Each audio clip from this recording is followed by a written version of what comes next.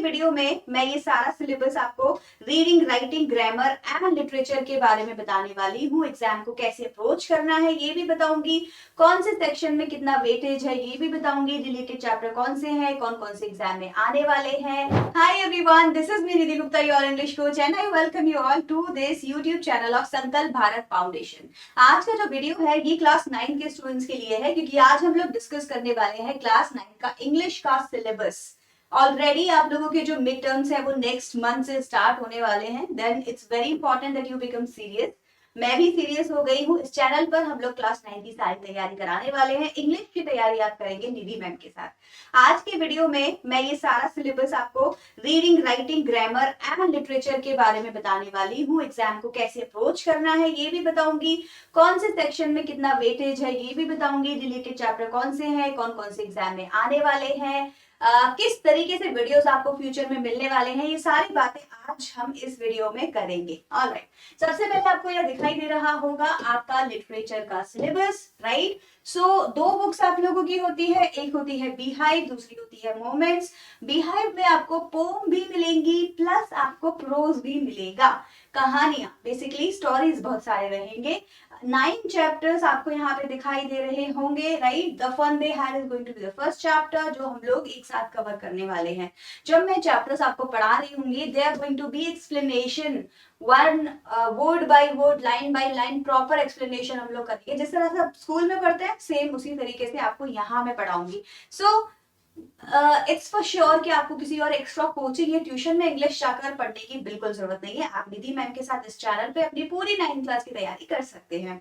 Alright, चलो। अच्छा, मुझे ना कमेंट सेक्शन में सब लोग एक बार जरूर बताइएगा जो 9th के बच्चे हैं कि आपका मिड टर्म में कौन कौन से चैप्टर्स आ रहे हैं। For example may be starting के 4 आ रहे होंगे या कहीं कहीं 5 आ रहे होंगे, राइट। तो आपको इस तरीके से मुझे बीहाइव में, पोम के साथ और मोमेंट्स में बताने हैं कि मिड टर्म में कौन कौन से चैप्टर है, सो दैट हम लोग उनको पहले कवर कर लें आपके एग्जाम स्टार्ट होने से पहले, क्योंकि अभी तो 1 मंथ है हमारे पास, काफी कुछ कवर हो जाएगा। ठीक है, ये काम आपका है। अगर आप 9th के स्टूडेंट है, मुझे देख रहे हैं, तो please make sure that you comment that in the comment section. Alright, moments के चैप्टर आपको दिखाई दे रहे हैं, तो ये टोटल 8, 9 एंड 8 ऑलमोस्ट 25 चैप्टर्स आपके हो जाएंगे जो आपको लिटरेचर में कवर करने हैं। नेक्स्ट आपके पास में आ रहा है जो मैं आपको बताना चाहती हूँ, that is about how are we going to approach this syllabus, किस तरीके से हम लोग कवर करने वाले हैं। ठीक है, तो आप देखो ब्यूटीफुली मैं आपको दिखा रही हूँ यहाँ पे कि जो 40 मार्क्स का लिटरेचर है उसको कंप्लीट करने के लिए क्या सक्सेस मंत्र आपके पास में होता है। देखो, किसी भी चैप्टर को अगर आप अच्छे से थैरली पढ़ना चाहते हैं, then you have to make sure certain points. For example, आपको सबसे पहले तो बहुत ज्यादा जरूरी है कि उस चैप्टर की स्टोरी पता हो। बिना स्टोरी के तो काम नहीं चलेगा बच्चों, राइट। इसके बाद में जरूरी है कि आप आरटीसी सॉल्व करना शुरू करें उस चैप्टर से। RTC from each chapter, that is what I am going to teach you in my sessions. क्या होता है आरटीसी? Reference to context. ये क्या होता है मैम?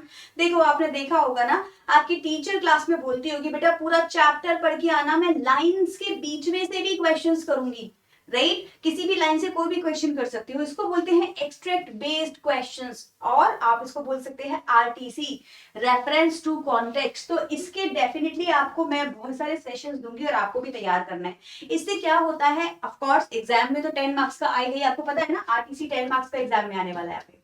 तो एग्जाम में तो 10 मार्क्स का आएगा ही, उसके अलावा आपको चैप्टर रिवीजन भी हो जाता है अगर आप आरटीसी सॉल्व करते हैं। क्लियर हो गया? Next, what is very very important is the keywords from each chapter. What are these keywords? हर चैप्टर के अंदर कुछ इंपॉर्टेंट कीवर्ड्स होते हैं जिससे उस चैप्टर का बेस बनता है।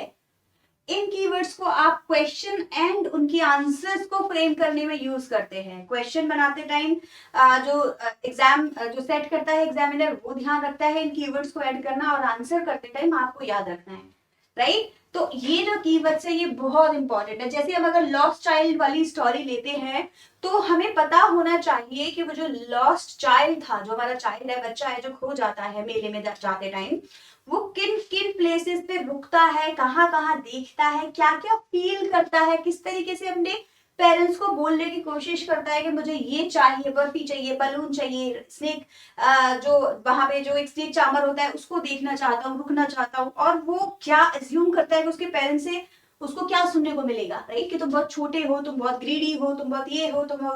तो ये सब हमारे कीवर्ड्स हो गए। इन कीवर्ड्स को लर्न करना हमारे लिए बहुत ज्यादा जरूरी हो जाता है। तो ये कीवर्ड्स के सेशन आपको निधि मैम कराएंगी क्लास 9 के स्टूडेंट्स के लिए, राइट। इसके बाद में जब आपको ये चैप्टर में कीवर्ड्स हो जाते हैं, एक आपके आरटीसी हो जाते हैं, स्टोरी पता चल जाती है, now you are ready to write the summary. तो समरी के सेशंस भी आप लोगों के लिए मैं लगाने वाली हूँ और आपको भी ये सारी समरी खुद से लिख के देनी है, प्रैक्टिस भी करनी है। इसके अलावा जो बच जाता है वो है आपका कैरेक्टर स्केच। अगर पोम है तो सेंट्रल आइडिया, भाई प्रोज में समरी और प्रोज में पोएट्री में ये मोस्टली सेंट्रल आइडिया के नाम से आप इसको बोल सकते हैं। बेसिकली आइडिया क्या है पोम का, थीम क्या है पोम की, right. Next of course is the poetic devices. अगर एक पोम है तो उसके अंदर कौन कौन से literary terms, literary devices, figure of speech या पोएटिक डिवाइसेस पूछी गई है, ये भी आपको पता होना चाहिए। तो लिटरेचर के सेशन जो मैं आपको दूंगी, मैंने आपको बताया था ना, मैं समझाऊंगी कि किस तरीके के लिटरेचर के क्वेश्चंस आएंगे।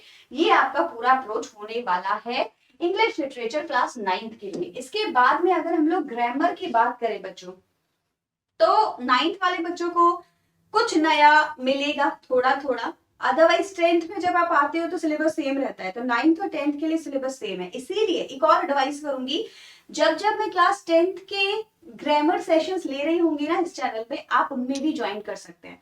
मतलब 9th वाले बच्चे 10th और 10th वाले बच्चे 9th के सेशन अगर ग्रामर हैं तो आप ज्वाइन कर सकते हैं। वाई, देखिए सिलेबस सेम है, राइट। 9, 10, 11, 12 थोड़ा सा बस आपका जो लेवल है वो डिफिकल्ट हो जाता है।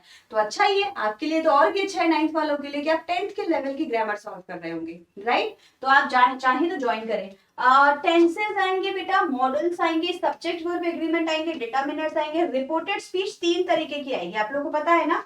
एक आपके स्टेटमेंट्स आते हैं, ठीक, एक आते हैं आपके स्टेटमेंट्स, एक आपके आते हैं इंपेरेटिव सेंटेंसेस बनाने के लिए, राइट। ये दोनों इजी होते हैं। और उसके बाद में आपके इंट्रोगेटिव क्वेश्चन वर्ड वाले जो क्वेश्चंस हैं, राइट, इनको हम इंट्रोगेटिव भी बोलते हैं, फिर ये आएंगे। तो आपके 3 तरीके के क्वेश्चंस आपके रिपोर्टेड स्पीच में आने वाले हैं। लास्ट में बचा आपका error and detection. Gap filling और एरर एंड डिटेक्शन आपके 2 तरीके होते हैं सारी चीजें कवर अप करने के लिए। मतलब कि आपके एग्जाम में जो क्वेश्चंस आएंगे वो गैप फिलिंग बेस आ सकते हैं या फिर एरर डिटेक्शन बेस आ सकते हैं। क्लियर हो गया। तो ये सारी तैयारी, इनके सेशंस, ग्रामर के जो लाइव और रिकॉर्डेड सेशंस होंगे उससे आपको डेफिनेटली हेल्प मिलने वाली है। नेक्स्ट हम लोगों का होगा रीडिंग सेक्शन। रीडिंग सेक्शन में हम लोग 2 तरीके के पैराग्राफ देखेंगे। एक होगा आपका डिस्क्रिप्टिव पैराग्राफ और दूसरा होगा आपका अच्छा, ये राइटिंग सेक्शन है। राइटिंग सेक्शन में आपका क्या मिलने वाला है, डिस्क्रिप्टिव राइटिंग आपकी होने वाली है, जिसमें आपको एक पैराग्राफ लिखना होगा। पैराग्राफ के ऊपर क्या क्या होगा, या तो किसी पर्सन के ऊपर पैराग्राफ हो सकता है, ठीक है, आइडियल पर्सन कौन है आपका, कोई फ्यूचरिस्टिक साइंटिस्ट की बात, कुछ भी रिलेटेड हो सकता है, इवेंट हो सकता है, सिचुएशन हो सकती है। तो आपको किसी सिचुएशन के ऊपर दे दिया जाएगा। सपोज करो आप किसी हाइकिंग के लिए गए हैं माउंट एवरेस्ट पे, आप सिचुएशन बेस्ड बताइए कि आपने क्या देखा, कैसे किया। तो एक डिस्क्रिप्टिव पैराग्राफ आप लिखने वाले हैं। उसके अलावा आपको situation based and event based and person based paragraph लिखने को आएगा। और इसमें कोई चॉइस पैराग्राफ की चॉइस होगी 2 टॉपिक के बीच में, लेकिन लिखना पैराग्राफ ही है, राइट। तो ये आपका मेन टास्क है, पैराग्राफ राइटिंग आपको आनी चाहिए।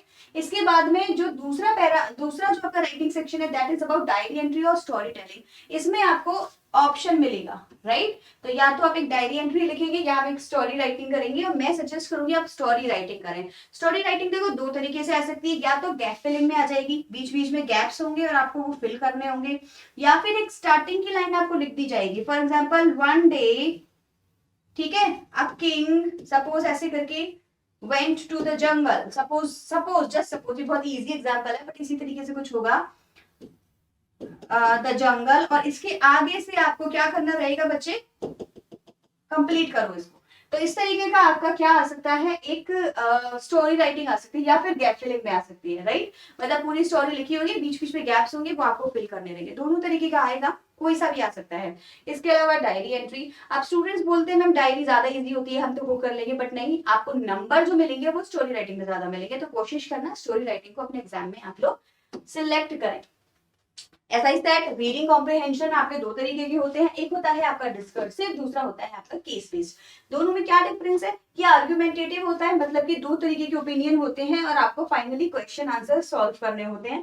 केस बेस्ड में डेटा कभी कभी आपको दे दिया जाता है। क्या दे देते हैं आपको, डेटा टाइम टेबल में दे सकते हैं, ग्राफ में दे सकते हैं, पाई चार्ट में दे सकते हैं, और फिर आपको पढ़ना भी है, डेटा भी देखना है, फिर आपको सॉल्व करना है। कंपैरेटिवली ये छोटा होता है, डिस्कर्सिव ज्यादा बड़ा होता है, ये छोटा होता है, तो डोंट वरी, ज्यादा टाइम नहीं लगेगा आपको, लेकिन होंगे दोनों 10-10 नंबर के, राइट। सो 20 मार्क्स की आपकी पूरी रीडिंग सेक्शन होता है। तो 20 हो गया आपका रीडिंग का, 40 हो गया आपका लिटरेचर का, 10 हो गया आपका ग्रामर का, 10 हो गया आपका राइटिंग का, राइट। इस तरीके से 80 मार्क्स को आपको अप्रोच करना है। तो अगर हम विजुअल एक लेना चाहें कि एग्जैक्टली कितने टॉपिक, कितने चैप्टर, क्या क्या हमारे पास में है, तो देखो ये स्लाइड आपको हेल्पफुल होगी। इंग्लिश लिटरेचर की अगर हम बात करें तो टोटल हमारे 25 चैप्टर्स बन रहे हैं, 8, 8 एंड 9 अभी मैंने काउंट किया था, राइट। ग्रामर में 5 टॉपिक्स हैं, tenses, models, determiners, reported speech, gap filling, editing के रूप में आपसे पूछी जाएगी।